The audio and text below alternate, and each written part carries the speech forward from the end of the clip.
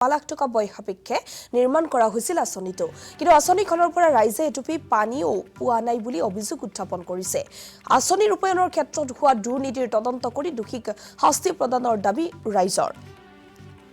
रुजनियार उदमारी एटुपी विशुद्ध खुआ पानीर बारे हाहाकार करिছে স্থানীয় রাইজে পানী যোগান আঁচনিত পাইপ আছে কিন্তু নুলাই পানী কেইবা লাখ টকা ব্যয় সাপেক্ষে নিৰ্মাণ কৰা হৈছিল আঁচনিটো কিন্তু আজিলৈকে এটুপি বিশুদ্ধ পানী খাবলৈ পোৱা নাই বুলি অভিযোগ উত্থাপন কৰিছে স্থানীয় ৰাইজে আঁচনিখন ৰূপায়ণৰ ক্ষেত্ৰত হোৱা যি দুৰ্নীতি সেই দুৰ্নীতিৰ তদন্ত কৰি দোষীক শাস্তি প্ৰদানৰ দাবী স্থানীয় ৰাইজৰ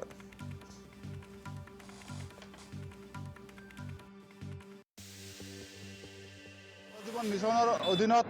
ইয়াতে পানী যোগান আঁচনিটো বহাইছে আমাৰ উদমাৰী পানী যোগান আঁচনি জলজীৱন মিছনৰ আণ্ডাৰত এই পানী যোগান আঁচনিটো বহাইছে আমি ক'বলৈ বিচাৰিছোঁ যে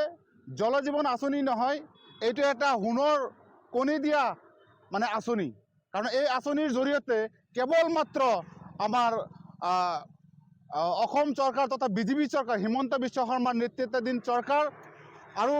আমাৰ গৰু চোৰৰ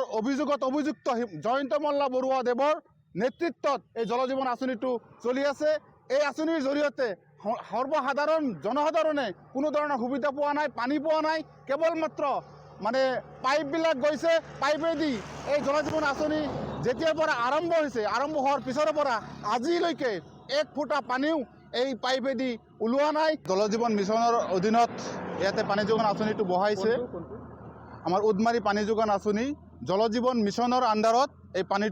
পানী যোগান আঁচনিটো আসাম টক্স আপোচবিহীন অসম কণ্ঠ